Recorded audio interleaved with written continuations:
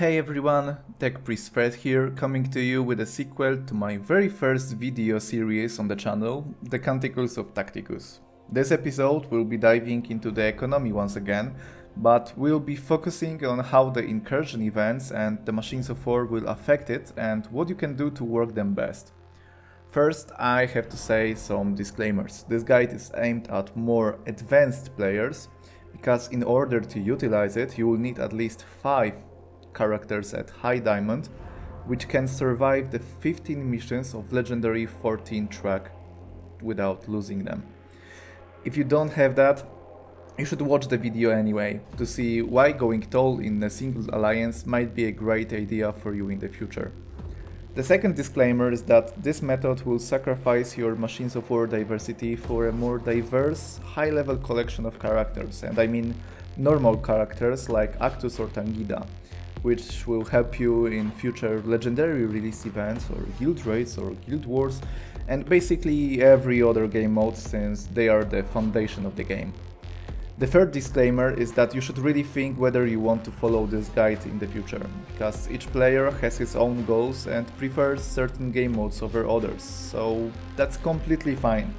This guide isn't like a golden rule that will just give you rewards. It has its positives and negatives, but I strongly believe that the positives outweigh the negatives.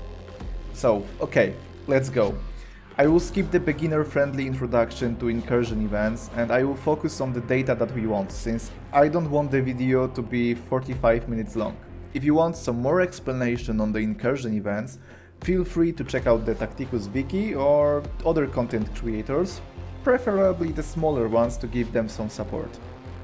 In this guide, I will be telling you why I think that picking a single Machine of War multiple times during the first Incursion events might be better than picking a new one every time. First of all, let's do some math on the Machine of War shards. During your first full clear, which should take you 14 tokens, and we get 9 tokens per event, so that means that you will need to pick the same machine a second time during the next event. During those 14 runs, you'll get 371 shards for your Machine of War, and that doesn't really sound amazing, right? Well, wrong. To get a character from 0 shards to full blue star promotion, you need to gather 1400 shards, and that sounds massive, and it kinda is, but we are tech priests here and I'm sure that we can solve it by proper calculus, right? Each legendary 14 loop, and by loop I mean repeating the stage after you fully cleared it, will reward you 29 shards for your Machine of War. This means that since we get 18 tokens as free-to-play players during the first 2 Incursion events, we will get 371 shards for using our first 14 tokens and 116 shards for using our last 4 tokens on looping legendary 14 stage, which results in 487 shards. Then, every next event we will get 9 more tokens, which will give us 219 more shards. After the first 2 events, we will be missing 913 shards from getting the blue star promotion, which means that we will need 3.14, well, P, number of events to get those shards. This means that if you were to pick the same Machine of War that you picked during this Incursion, you will need 5 more Incursions to get it maxed out as free to play. Well, 5 more Incursions is 25 weeks from now, so that means basically half a year, so that's a really long time. But I have faith in you, my fellow tech priests, since being patient is a blessing from the Omnisaya. On the 9th of December, just in time for winter holidays, if you follow this path, you will get your Machine of War to legendary blue star promotion. And do you know what that means?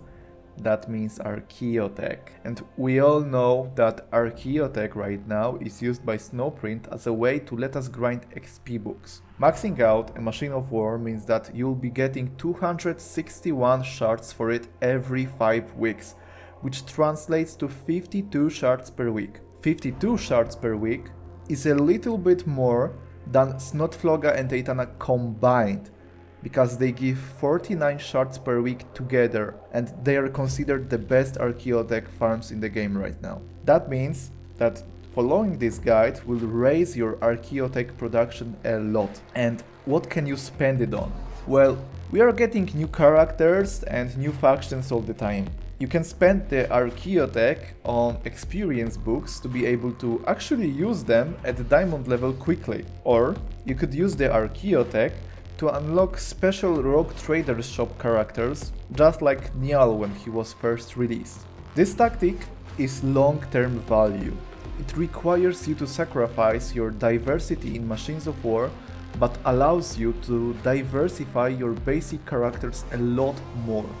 More experience means more characters at high diamond level, which means more progress in legendary release events and future Machine of War events. An additional layer of value is bonus contents that are inside the Incursion crates, since they are not just shards. For 9 runs at Legendary 14, you will get 9 Legendary badges, 9 Epic badges, 9 Epic Forge tokens and 9 Legendary Forge tokens. In addition, you'll get 180 components and 225 salvage. The main value here is the badges, since you'll be needing lots of epic and legendary badges to get your character to proper diamond level. And this all adds up, but it requires you to pick a machine of war from the alliance that you'll be most hungry for resources in for the future. Ideally, in like 1.5 years from now, you will have one of each alliance with a blue star machine of war, allowing you to pick every alliance based on your needs without losing any Archeotech. I hope that you understand my point of view. Of course, December 9th is a deadline that we will get to if we decide to stick with our very first choice. If we need 5 more Incursion events to max out a single machine of war, that means that we will see 2 new machines of war being added to the event pool during the process. So, if you don't really care for having 5 different machines of war at rare for your Guild War defenses, you should really consider following my guide. Of course, if Snowprint decides to add a meta-shifting machine of war, you should probably consider investing into it for 3 events and getting it to legendary preferably. But if you are like me and you prefer to ignore the paid munition abilities and you prefer to focus on actual characters that can carry you in quests or legendary release events or guild wars or guild raids, I would take the route to getting my economy engine running as best as I can, and I will do that. Because the only thing that will stop me from grinding Forgefiend right now is an Orc or an AdMech machine of war being released, but thankfully those will cover my Xenos and Imperial machine of war needs, so I have it all sorted out. As I said in the beginning of the video, this guide isn't a golden rule. It's not objectively the best choice to focus on one machine and use it as a huge Archeotech farm. It's just my opinion. I feel like the machines of war are great support units, but they are just that, support. Right now you can't really compare a machine of war to a Diamond 3 character, which means that I think it's better to get more of those Diamond 2 or Diamond 3 characters instead of spreading your resources everywhere. Once you have the machine of war at Blue Star, you can decide whether you want more Archeotech or if you want to unlock a new one. The freedom will be yours. Well, I wanted to end this video right now with some kind of off-script thank you, because my channel has recently passed the 250 subs milestone, and I have to say that it's wild for me. I never expected to grow it so quickly. I never expected my channel to be mentioned in the Hobby Hub. I never expected this much positive feedback and people saying that they really enjoy my content and that they think that I'm a cool guy with nice ideas. It's been an amazing adventure so far, and I hope that I'll be able to keep you guys informed and entertained in the future with my other videos. And well, I wanted to thank you all for watching, for subscribing, for liking my videos, for sharing them, for commenting under them. It means a lot to me, and it gives me tons of joy to interact with you in the comments and see the numbers go higher and higher. I mean, it's mind-blowing for me, to be honest. So yeah, thank you all. You guys are the best, as every YouTuber says. Thank you for supporting me, thank you for watching, and I will see you in the next video. But please don't forget, the machine is eternal.